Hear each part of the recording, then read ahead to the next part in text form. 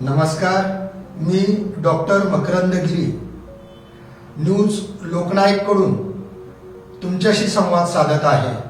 लोकनायक म्हणजे आवाज लोकांचा, लढा लोकांचा, बांधिलकी लोकांची, लोकांसाठी लोकांकडून लोकांसाठी चालवलेलं राज्य म्हणजे लोकशाही राज्य।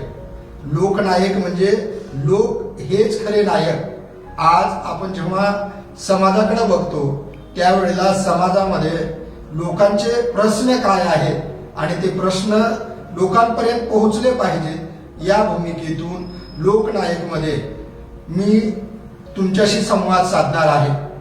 आज या देशातला, या समाजातला एक ज्वलंत आणि अत्यंत तळमळीचा विषय तो म्हणजे आरक्षण।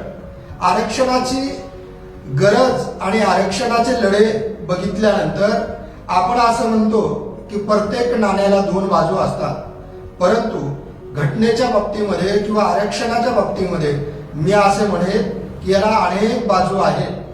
काही जणांनी याकडे वेगळ्या दृष्टीने बघितलं, काही जणांनी याकडे आत्मोद्धाराचा मार्ग म्हणून बघितलेला आहे आणि काही जणांनी याचं सोयीस्कर राजकारण केलेलं आहे। लोक कल्याणकारी राज्य म्हणून भारतीय राज्यघटना या देशाच्या स्वातंत्र्यानंतर स्वीकारल्यावर या देशामध्ये आरक्षण सुरू झालं असं काही जण म्हणतात, परंतु तसं नाही। तर या देशामध्ये स्वातंत्र्य 15 ऑगस्ट 1947 ला भेटलं, त्यानंतर राज्यघटना अंमलात आली।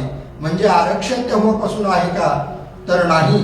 1902 मध्ये महाराष्ट्रामध्ये कोल्हापूर नावाचे एक संस्थान होतं, तेथील छत्रपती राजर्षी शाहू महाराजांनी 1902 मध्ये आरक्षणाची तरतूद त्यांच्या संस्थानापुरती केलेली होती। मग 2 ला सुरू झालं का? तर तसंही नाही। हंटर कमिशनकडे जेव्हा साक्ष द्यायला महात्मा फुले गेलेले होते तेव्हा सुद्धा त्यांनी आरक्षणाचा मुद्दा समोर केलेला होता। आपण आरक्षण म्हणल्यानंतर मागणाऱ्या संघटना किंवा त्याचं राजकारण करणारे पक्ष याच्याविषयी बोलण्यापेक्षा खरंच राजकारणामध्ये किंवा या सगळ्या समस्येमध्ये वास्तवतेकडे दुर्लक्ष होणार आहे का याकडे आपल्याला लक्ष वेधायचं आहे। आज आरक्षणाचा मुद्दा देशातल्या अनेक राज्यांमध्ये प्रचंड प्रकर्षाने संघर्षाचा मुद्दा बनू पाहत आहे। महाराष्ट्रामध्ये सुद्धा आरक्षणावरती मोठमोठे मोर्चे निघत आहेत। आरक्षणाचा विषय हा आत्मोन्नती होता, परिस्थितीमध्ये सुधारणा व्हावी यासाठी होता, संधीपासून वंचित राहू नये यासाठी होता। मुळामध्ये आरक्षणाची जी भूमिका किंवा जो उदात्त हेतू होता त्या हेतूनं आरक्षण पुढे सरकलं पाहिजे। परंतु आपण जेव्हा बघतो की आपल्याकडं जर 100 जागा भरायच्या असतील तर आरक्षणाने किती भरल्या जातात आणि खुल्या प्रवर्गातून किती भरल्या जातात हे अगोदर आपण लक्षात घेतो का? कारण भारतीय राज्यघटना आज आरक्षण देत असताना एसटी, एससी, ओबीसी आणि ईडब्ल्यूएस अशा पद्धतीनं वर्गीकरण केलेलं आहे। म्हणजे आपण राष्ट्रीय पातळीवर जेव्हा आरक्षण हा विषय पाहतो तेव्हा लक्षात येते की आपल्याकडं 59 पॉइंट पर्यंत आरक्षण गेलेलं आहे आणि महाराष्ट्रामध्ये ते 61 पर्यंत गेलेलं आहे।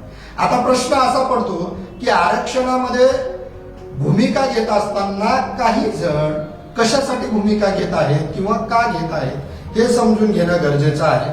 मला असं वाटतंय की आज आपण पहिल्यांदा आरक्षण म्हणजे काय हे समजून घेऊ किंवा नंतर जेव्हा आपण आरक्षणाच्या संदर्भानं चर्चा करणार आहोत ती चर्चा की आरक्षणाचे लाभार्थी खरोखरच आरक्षण घेऊन पुढे आलेले आहेत का?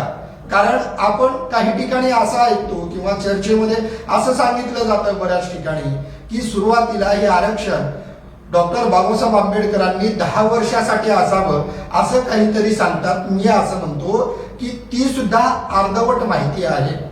खरं जेव्हा आपण तरतूद काय आहे राज्यघटनेमध्ये, प्रत्यक्षामध्ये गरज किती आहे, ह्या दोन्हीचा जेव्हा समन्वय साधू तेव्हा आपल्याला सत्यापर्यंत जाता येईल आणि लोकनायक या दिशेने प्रयत्न करणार आहे।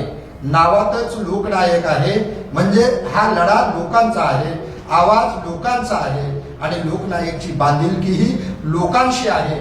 म्हणून आज लोकांचा आरक्षणाचा जो प्रश्न आहे तो प्रश्न जनतेपर्यंत पोहोचला पाहिजे. त्याच्या ज्या काही वेगवेगळ्या बाजू आहेत त्याही बाजू जनतेपर्यंत याव्यात हाच उद्देश आहे. भेटू पुढच्या भागामध्ये. नमस्कार.